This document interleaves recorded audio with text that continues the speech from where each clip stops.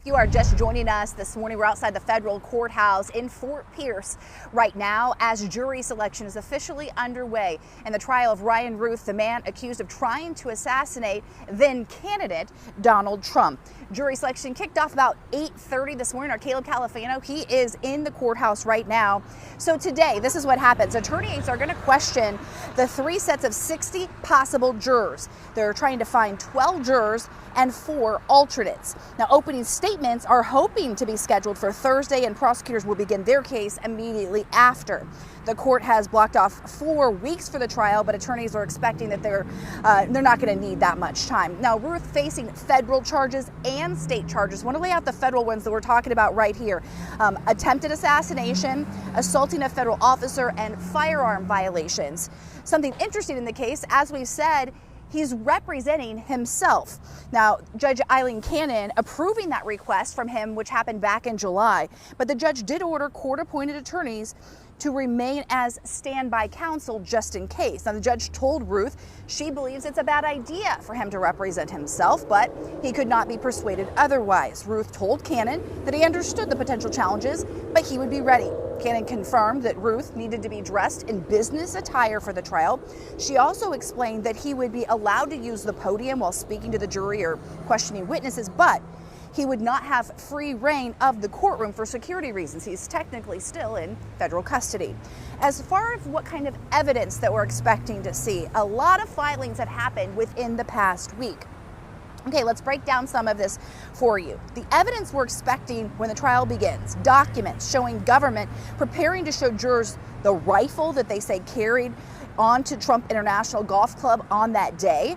Prosecutors also plan to introduce dozens of Ruth's text messages and internet searches, including one asking for an RPG, or it's a Stinger missile launcher, and another one seeking the daily location of Trump's plane.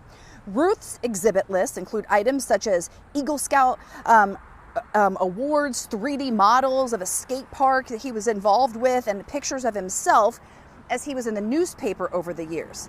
He also wanted to include a song about Ukraine, a letter about Ukraine, and Ukrainian flags. Now, he also wants to include the letter that was written before the alleged assassination attempt. While it says he had to plot to assassinate Trump, Ruth argues it shows peaceful intentions. Prosecutors are calling it self-serving hearsay.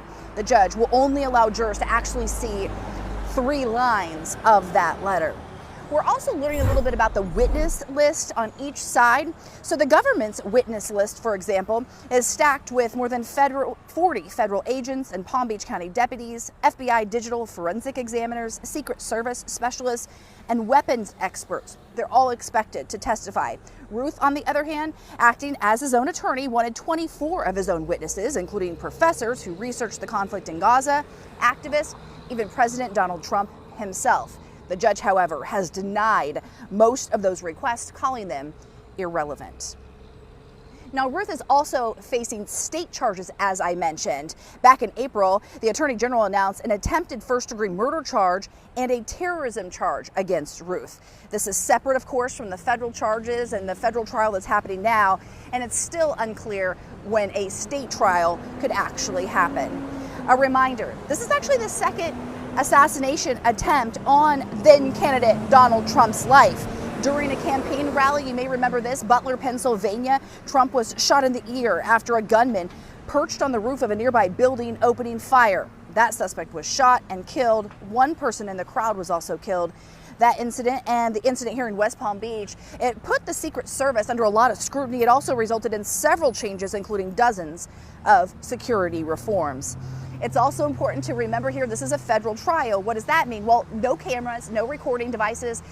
Everyone in there has to leave their phone in the car, Apple Watches, all you can take in, pad of paper and something to write with. And that's what our Caleb Califano is doing right now. Reporters, again, they're going to be in there. You might see a sketch artist in there to give us some visuals. Again, Caleb Califano in court right now. He's going to be bringing us updates all day long. Of course, he'll have to step out of the courtroom in order to do that. But now is a great time to download the WPBF 25 News app. You can get updates as soon as we get those updates from the courtroom, and they'll be sent right to our phone. And our team coverage continues for you at the courthouse here in Fort Pierce all day long. We're going to have much more throughout the day as jury selection is officially underway. Nathalie and Nikita, I'll send it back to you.